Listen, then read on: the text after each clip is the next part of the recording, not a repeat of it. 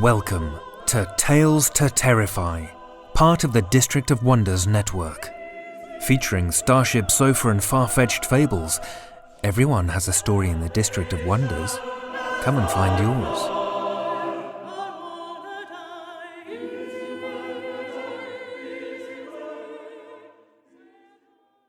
yours. Good evening, children of the night. Just as one more final reminder, Drew Sebesteny will become the host of Tales to Terrify starting next week.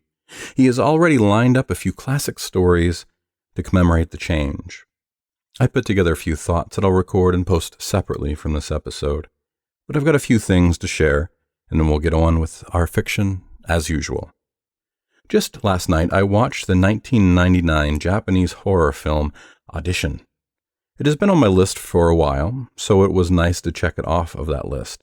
Takashi Miike's film is one that, I think, is worth watching. However, the people that recommended it to me with such enthusiasm, I have to say it's not something that I think deserves a cult status.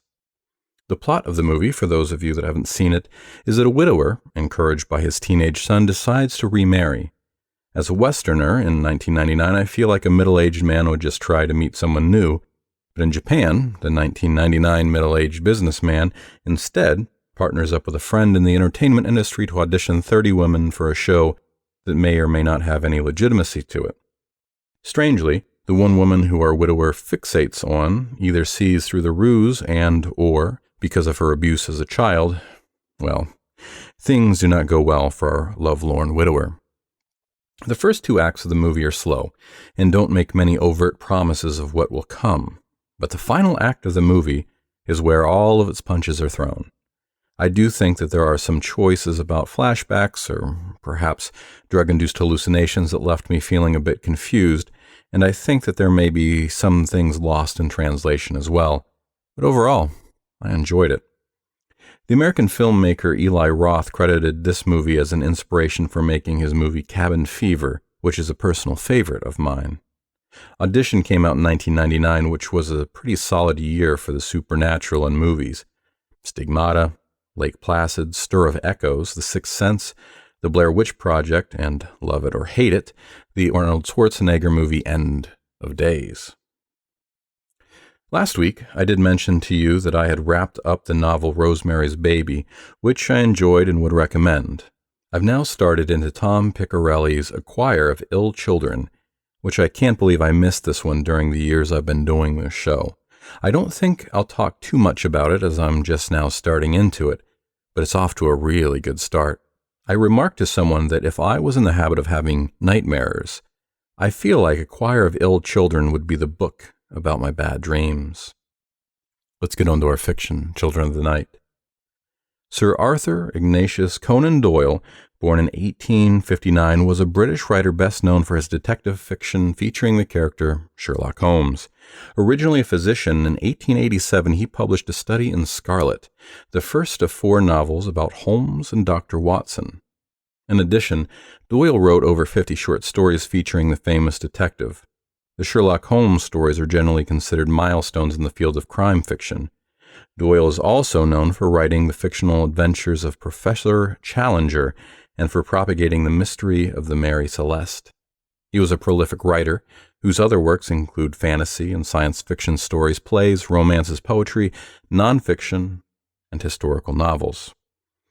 He died in 1930. Children of the Night, listen with me to Sir Arthur Conan Doyle's How It Happened.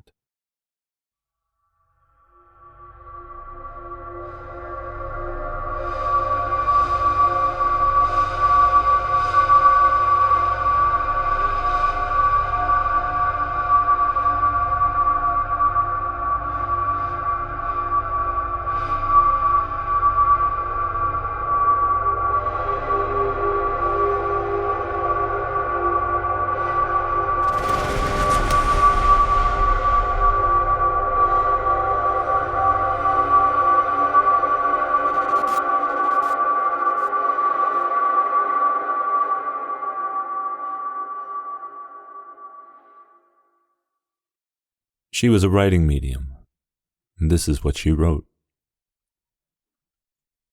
I can remember some things upon that evening most distinctly. and others are like some vague, broken dreams. That is what makes it so difficult to tell a connected story. I have no idea what it was that had taken me to London and brought me back so late. It just merges into all my other visits to London. But from the time that I got out and at the little country station, everything is extraordinarily clear. I can live it again every instant of it. I remember so well walking down the platform and looking at the illuminated clock at the end, which told me that it was 11:30.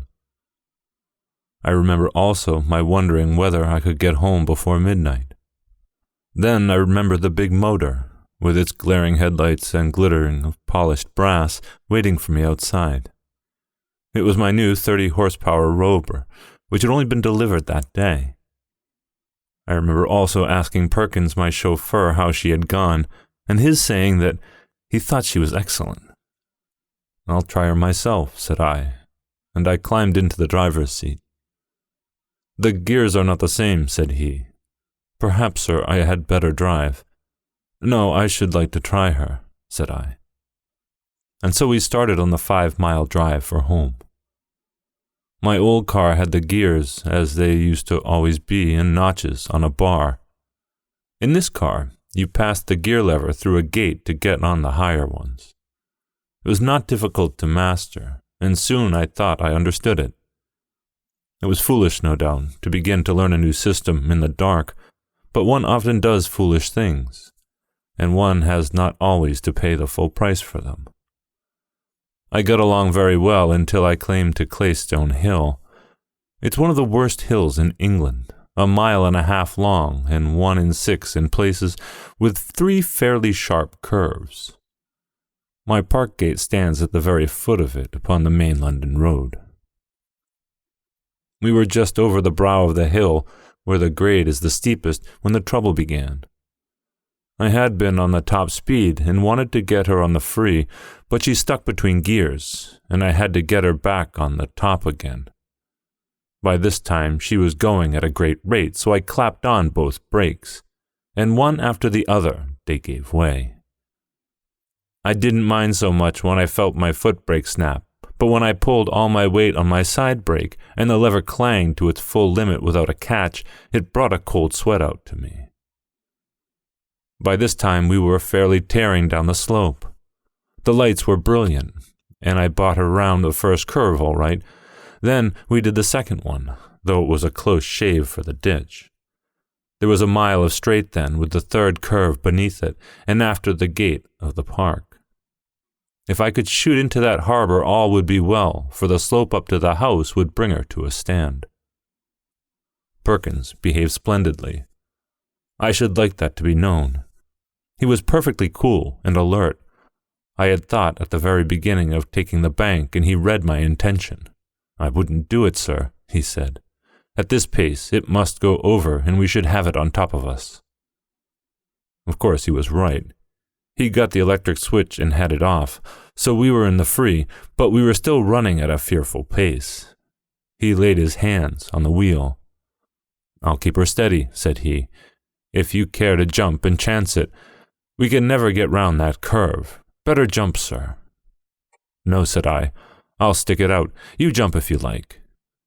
"I'll stick with you, sir," said he. If it had been the old car, I should have jammed the gear lever into reverse and seen what would happen. I expect she would have stripped her gears or smashed up somehow, but it would have been a chance. As it was, I was helpless. Perkins tried to climb across, but you couldn't do it going at that pace. The wheels were whirling like a high wind and the big body creaking and groaning with the strain. But the lights were brilliant, and one could steer to an inch. I remember thinking that an awful yet majestic sight we should appear to anyone who met us. It was a narrow road, and we were just a great roaring golden death to anyone who came in our path. We got round the corner with one wheel 3 feet high upon the bank. I thought we were surely over, but after staggering for a moment she righted and darted onwards. That was the third corner and the last one. There was only the park gate now. It was facing us, but, as luck would have it, not facing us directly. It was about 20 yards to the left up the main road into which we ran. Perhaps I could have done it, but I expect that the steering gear had been jarred when we ran on the bank. The wheel did not turn easily. We shot out of the lane. I saw the open gate on the left. I whirled round my wheel with all the strength of my wrists. Perkins and I threw our bodies across, and then the next instant, going at 50 miles an hour, my right wheel struck full on the right-hand pillar of my own gate. I heard the crash. I was conscious of flying through the air, and then... When I became aware of my own existence once more, I was among some brushwood in the shadows of the oaks upon the lodge side of the drive. A man was standing beside me. I imagined at first that it was Perkins, but when I looked again, I saw that it was Stanley, a man who I had known at college some years before, and for whom I really had a genuine affection. There was always something peculiarly sympathetic to me in Stanley's personality, and I was proud to think that I had some similar influence upon him. At the precise moment I was surprised to see him, but I was like a man in a dream, giddy and shaken, and quite prepared to take things as I found them without questioning them. "What a smash," I said. "Good Lord, what an awful smash." He nodded his head, and even in the gloom I could see that he was smiling the gentle, wistful smile which I connected with him. I was quite unable to move. Indeed, I had not any desire to try to move. But my senses were exceedingly alert. I saw the wreck of the motor lit up by the moving lanterns. I saw the little group of people and heard the hushed voices. There were the lodgekeeper and his wife, and one or two more. They were taking no notice of me, but were very busy round the car. Then suddenly I heard a cry of pain. "The weight is on him. Lift it easily," cried a voice. "It's only my leg," said another one, which I recognized as Perkins. "Where's the master?" he cried. "Here I am," I answered, but they did not seem to hear me. They were all bending over something which lay in front of the car. Stanley lay his hand upon my shoulder, and his touch was inexpressibly soothing. I felt light and happy in spite of it all. "No pain, of course?" said he. "None," said I. "There never is," said he. And then suddenly a wave of amazement passed over me. Stanley! Why, Stanley had surely died of enteric at Bloemfontein in the Boer War. "Stanley!" I cried, and the words seemed to choke in my throat. "Stanley, you are dead." He looked at me with the same old gentle, wistful smile. "So are you," he answered.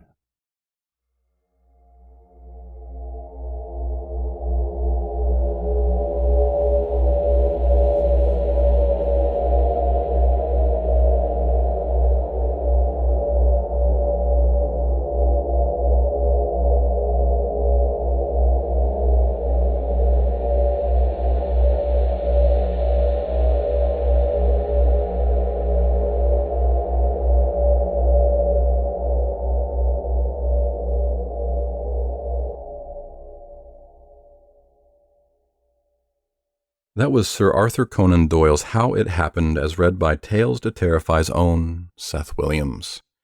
Seth Williams is a narrator and an associate editor right here at Tales to Terrify. He enjoys listening to fiction podcasts and audio drama. He shares life with a husband, dog, and cat.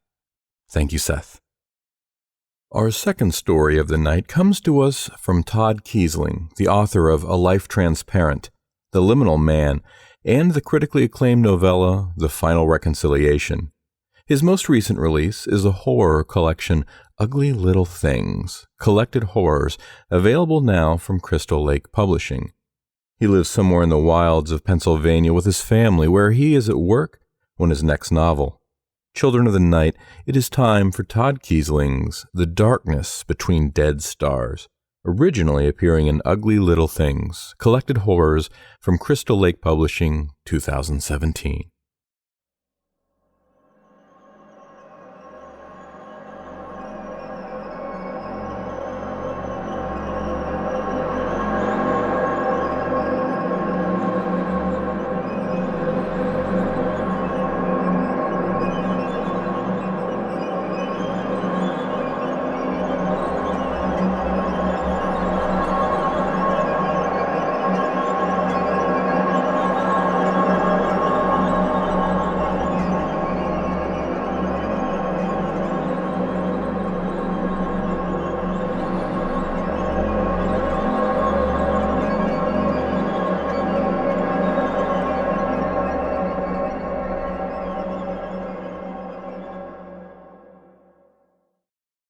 They memorialized Commander Foster today. Well, honorary commander. A posthumous and somewhat dubious rank, if you ask me. Maxwell Foster was never enlisted in any branch of the military, nor was he actually in command of anything, since his ship was fully automated. The corporate executives wanted to make his death look good for the cameras and newspapers and blogs. And hey, I can't say I blame them. I'd do the same thing in their position. I suppose that's one of the things they teach you in Public Relations 101, how to make the best out of a dire situation. And my God, Foster's situation was most certainly dire. How dire depends on who you ask. Off-World Incorporated's PR department already had a stranglehold on most forms of media, and I'm sure enough pockets were padded to effectively stall further inquiries by the White House-appointed Foley Commission. Such collusion between corporate interests and the various branches of government comes as no surprise, really. But in this case, I find it particularly offensive. It's the flagrant disrespect, I think. Maxwell Foster was a civilian, just like you and me. The official story of what happened aboard the DSS in Foster's final hours is a slap in the face, not only to the public but to his memory, and I'm writing here to present another version of the truth. After playing my part in jettisoning Mr. Foster off this rock to his untimely demise, I believe that revealing the truth is the absolute least I can do. I realize this in no way absolves me of my sins, but if it at all casts doubt on the lies my former employer is feeding to the masses, then perhaps I can go to my grave with a clearer conscience.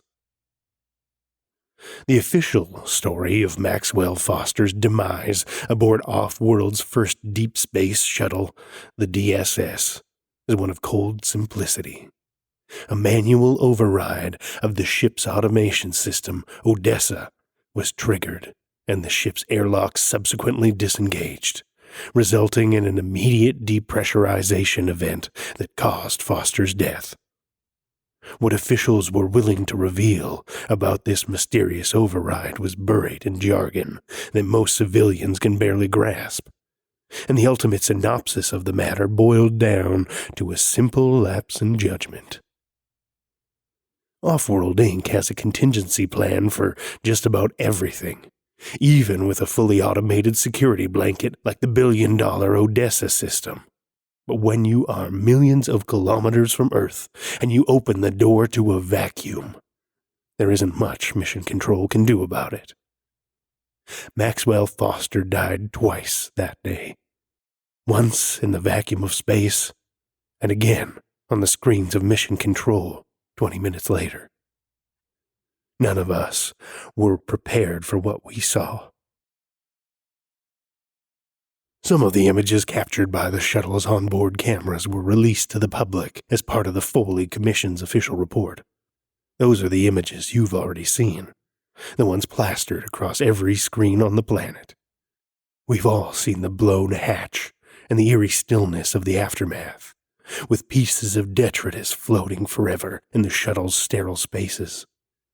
There's the one of his toothbrush hovering out of focus before the camera, And then there's the famous photo of Maxwell's naked hand clutching the side of the airlock portal moments after he was sucked out, presumably holding on in one final attempt at saving himself. The media loved that one.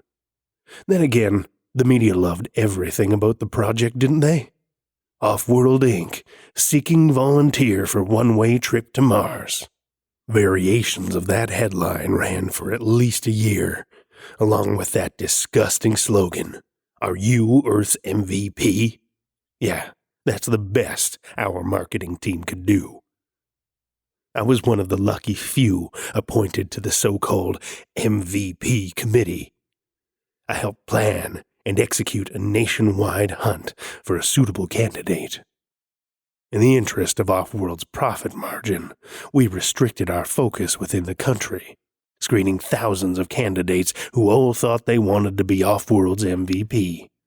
Needless to say, our task was a daunting one.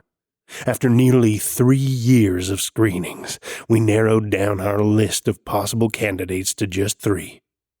Maxwell Foster was one of them. You probably remember the media circus around the MVP-3. That was all part of the plan.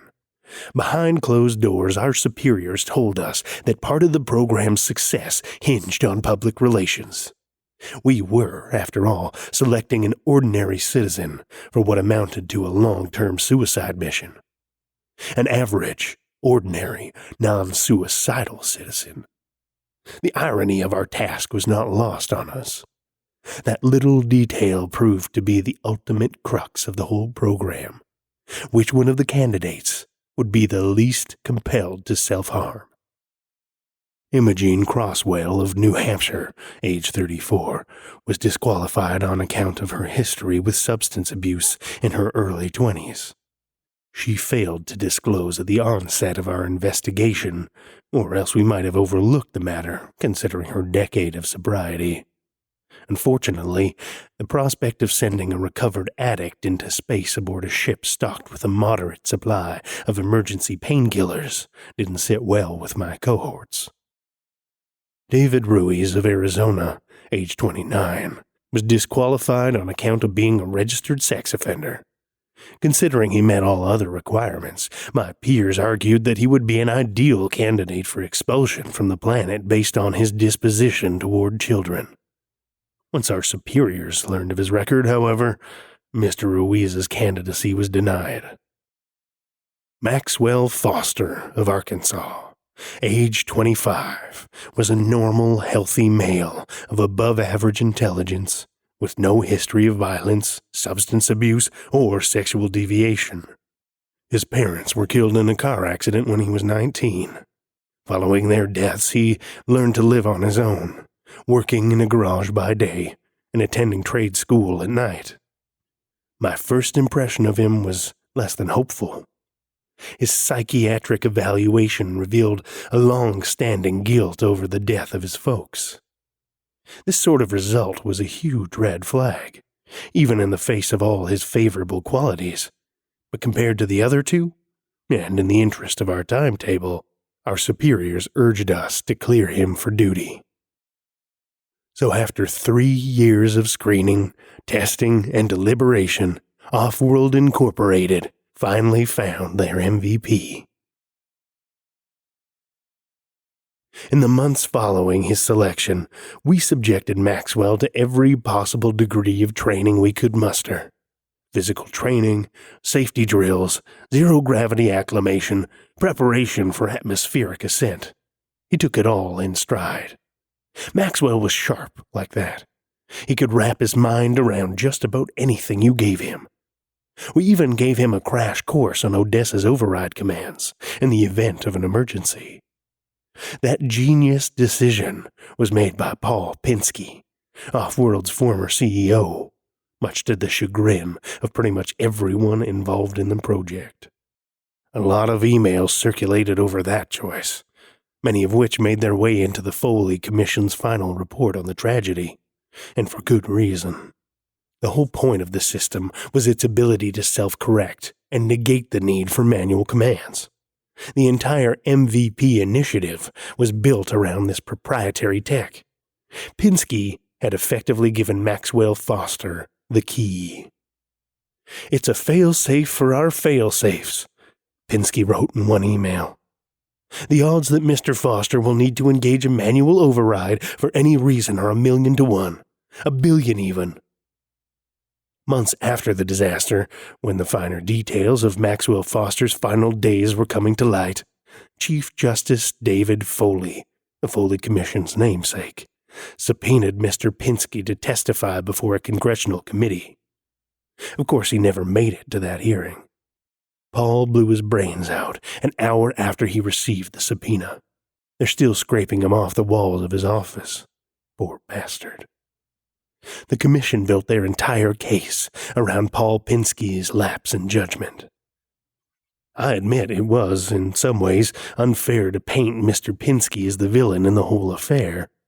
But at the end of the day, someone had to play that part.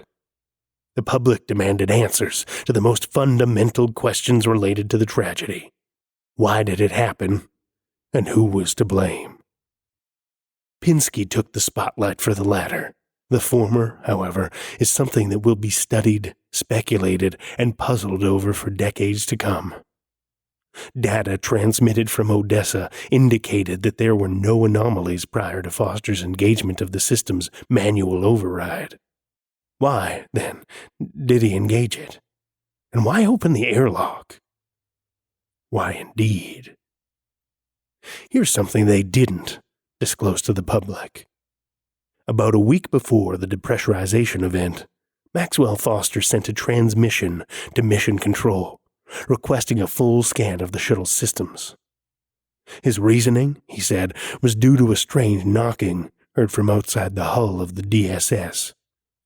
Mission Control complied with the request, but with the caveat that he get more rest. Odessa reported all systems were functioning normally. 2 days later, Foster sent another transmission. "Knocking again. Please rescan. Louder this time." As before, all scans returned with normal results. When this was communicated back to Odessa, Foster responded with 4 words. "It has a pattern." Let that sink in for a moment. Maxwell Foster was approximately 30 million kilometers from home and roughly halfway into his journey. His trajectory was calculated and plotted by a supercomputer and then rechecked by a team of geniuses. Short of there being an errant chunk of rock floating through the chaos of space, which would have done more to the shuttle than produce a simple tap on its hull, there was absolutely no reason for anything to be knocking on the outside of the ship. Foster's comment raised more than a few eyebrows. Naturally, everyone thought he was hearing things, that the knocking was, perhaps, his mind's response to a lack of stimuli, similar to the effect of a sensory deprivation chamber. To be honest, that seemed like as good an explanation as any, but the executives in the company weren't taking any chances. They ordered constant monitoring through all means necessary. Until that point in the mission, DSS's onboard cameras were checked only once daily. Foster signed away his right to privacy the moment he accepted his place aboard the shuttle, but the folks in Mission Control still liked to stay out of his hair when possible. Simply put, watching a man live day to day on a space shuttle is pretty damn boring. After his troubling messages, privacy was a luxury he could no longer be afforded. Mission Control began monitoring the camera feed at regular hourly intervals. These were more than still images. I'm talking about full video and audio, yet another fact conveniently omitted from the Foley Commission's final report. If there truly was something knocking on the outside of the ship, we'd hear it. So we flipped a few switches and started listening. Most of those recordings were about as banal as you'd expect. We recorded Maxwell talking to himself, singing along, poorly, to the music he'd brought along for the trip. Occasionally, we'd hear him snoring. Mostly, all we heard was the hum of air circulating through the shuttle. And then, there it was, a pattern of sounds. Knock, knock, knock, knock, knock. Tap, tap, tap. On repeat, at various speeds and pitches. One of our engineers spliced together the footage of multiple camera feeds from throughout the shuttle as a way of tracking the sound's progression. The result was a montage of knocks and taps, running from outside one end of the shuttle to the other. I get goosebumps just thinking about that moment. All of us standing there around the computer terminal, listening to this cacophonous rattling of something that simply should not be. And yet it was right there. We could hear it with our own ears, and not one of us could offer an explanation for its origins. The team at Offworld had conceived of every scenario imaginable in preparation for the worst, except this one. We were watching from the shore of a vast impartial ocean, and caught in its riptide was the most innocent sailor of all. God help us, we cast him off without a lifeboat. Looking back, I think that's the moment everything began to fall apart. Honest panic spread through the Offworld offices.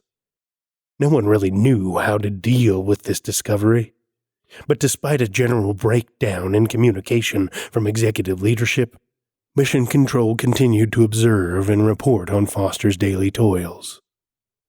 Maxwell stopped responding to our transmissions, and further downloads from the AV feeds revealed that he wasn't just talking to himself, but responding to something coming from outside the ship. He would pull himself along the railings in the halls of the DSS, floating back and forth along the wall with the anxiety of a distressed animal, pausing every so often to press his ear against the surface. What followed was usually an outburst of some kind, either in reply or in defiance. "I can't hear you," he'd sometimes say. Other times he would scream, "I won't! I can't! Impossible! Stop it! It isn't true!" Our camera feeds revealed he'd cut himself deeply in those final days. One of the techs noticed dark globules hovering in front of one of the lenses. Subsequent footage revealed Maxwell raking his nails down his arms, carving deep crimson canyons into his flesh. That discovery led to another moment of panic among our ranks, not just over the sight of Maxwell's self-mutilation, but our complete helplessness and inability to stop him from doing so. What could we do but watch this young man tear himself apart? Those final days followed the same pattern. There wasn't a single audio feed that didn't contain that goddamn noise. The knocking was bad enough, but over time, our recorders began picking up a kind of low, raspy gibberish, which none of our engineers could decipher. Together, the sounds formed a maddening song only Maxwell could understand. According to Odessa's latest data report, Maxwell hadn't slept in 72 hours, and it showed. The sickly, mutilated thing we saw on camera in those last active transmissions was a shadow of the young man I knew. I wasn't there when Odessa's transmission revealed the manual override had been triggered. After living at the office for the better part of a week, I'd finally allowed myself a short reprieve, removing myself long enough to get some proper sleep. A lot of good that did me, though. I spent the time thinking about Maxwell, about the last conversation I had with him before his departure. The night before launch, I wandered into the office cafeteria to grab a bite to eat, and I found Maxwell sitting by himself at a corner table. He was staring out the window toward the launch pad where the DSS and its carrier rocket were being prepped for their big day. Even from that distance, the rocket towered over all creation, a silent testament to man's determined curiosity. And sitting there, looking up at this pinnacle of modern ingenuity, was one brave soul who'd selflessly volunteered to lead his species toward the stars. After I'd secured a bag of chips from the vending machine, I approached him and asked if I could join him. "Sure," he said, smiling. The kid never failed to muster a smile when he was here. It's a smile that haunts my dreams to this day. We sat in silence for a while, staring out toward the DSS. Finally, Maxwell turned to me and sighed. "You think anything will happen?" "Like what?" He shrugged. "I don't know. There's a whole lot of empty space up there, and we don't know a whole lot about it." "That's true," I said. "That's why your voluntary service is so important." "I guess," Maxwell said. "But what if we're not meant to know it? What if we can't?" "I suppose we'll never know if we don't try." I put my hand on his shoulder. "You'll be fine, Mr. Foster. You have an entire planet cheering for you." He smiled and wiped his eyes. I was so caught up in staring at the launch pad that I hadn't noticed he was crying. Maybe you're right. Maxwell rose from his seat and wished me a good evening, but before he could leave, I stopped him with a question of my own. "Why did you really volunteer for this? Off the record, of course." His answer was almost immediate, spoken with that characteristic smile. "Because I have to know." The conviction with which he uttered that statement gave me chills then. It still does. That was the last time I ever spoke to him. God, what I wouldn't give to go back there and tell that kid to walk away from the whole thing. I was asleep for maybe an hour when the call came through.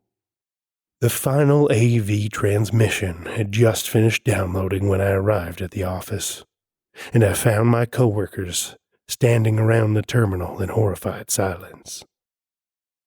That image you all know from the Foley Commission's public disclosure, the grainy, close-up crop of Maxwell's hand clinging to the edge of the hole torn into the side of the shuttle, was exactly that, a cropped still image taken from the video of the entire ordeal.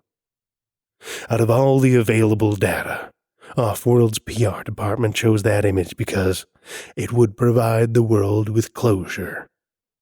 Let me cut through the bullshit. All AV feeds to the DSS were in high definition. The graininess was an effect added to the cropped image by Offworld's media department prior to submission to the Foley Commission. Here's what was withheld from the world.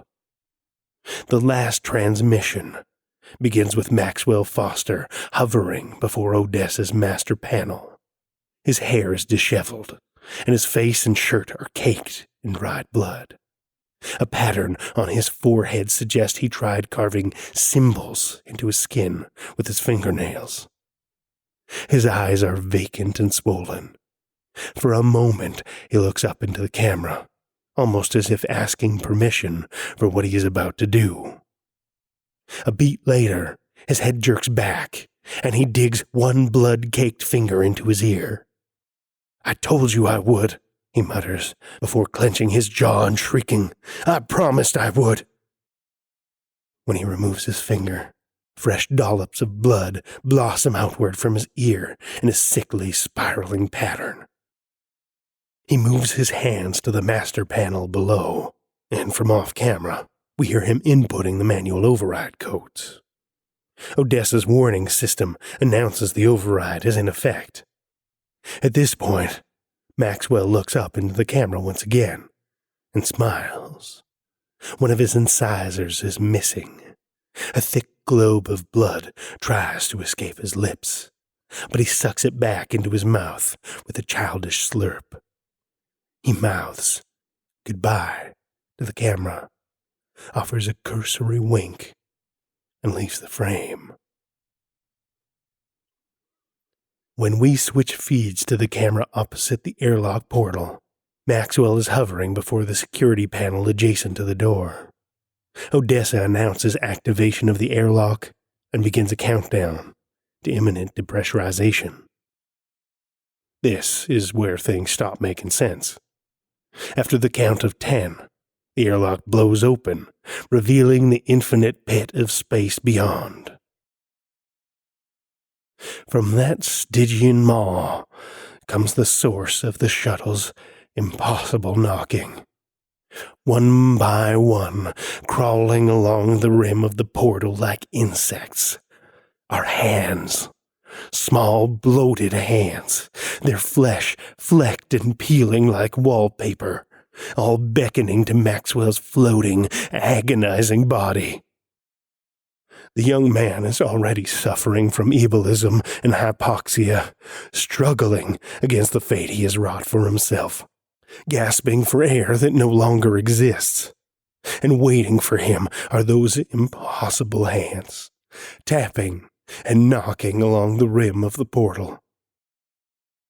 A total of 15 seconds elapses following depressurization, during which Maxwell endures one of the most painful deaths imaginable.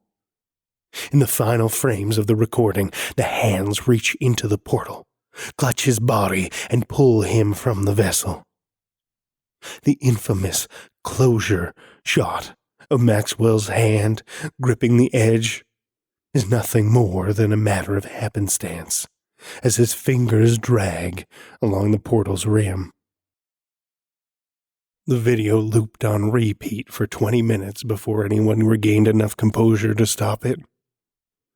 Most of off-world staff resigned that day.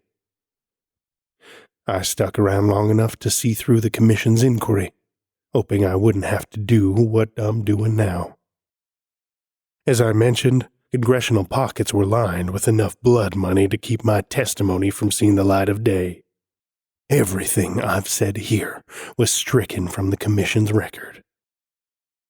I'm not so naive as to believe that what I've revealed to you here won't be met with speculation and conjecture. I'm cognizant of the fact that I will be labeled as a conspiracy theorist. So be it. The AV footage, all 96 hours of it, recorded from the first sign of the knocking anomaly, has been uploaded to the deep web for your perusal. It's there if you know where to look. And when you do, I encourage you to watch it.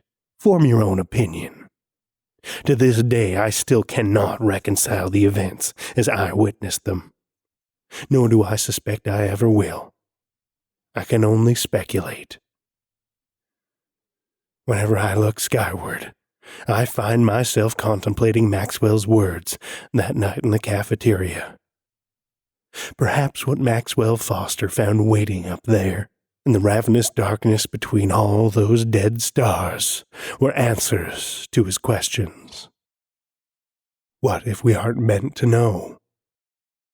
What if we can't?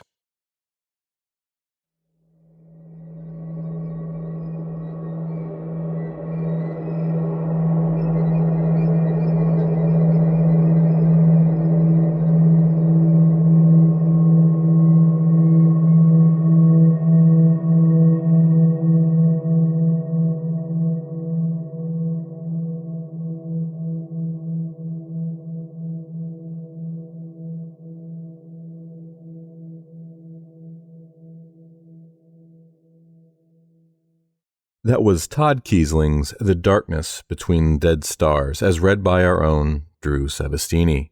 Writer and designer, editor and inventor, brewer and narrator, and soon-to-be podcast host, Drew's been called a lot of things in his career, some nicer than others. By day, he spins stories with words and pictures as an advertising copywriter and creative director. But by the light of the moon, he can be found weaving tales for sound and screen and alchemizing bubbly brews with hops and barley. He lives in Saskatoon, Saskatchewan, Canada. Discover more about Drew at www.idrewthis.ca. That'll be our show for the evening, Children of the Night. Visit our Patreon page in the links below, and don't forget to like us on Apple Podcasts. Our show is produced by our editors Scott Silk, Seth Williams, and Drew Sebesteny. Website designed by Josh Lightsey and theme music by Diane Severson. Tales to Terrify is distributed under Creative Commons Attribution, Non-Commercial, No Derivatives 4.0 license. Join us again next week for another episode of Tales to Terrify, as hosted by Drew Sebesteny. This presentation has been brought to you by the District of Wonders Network, dedicated to podcasting the finest genre fiction. You can learn more about the District of Wonders and their many literary productions at their website, www.districtofwonders.com. Thank you for listening.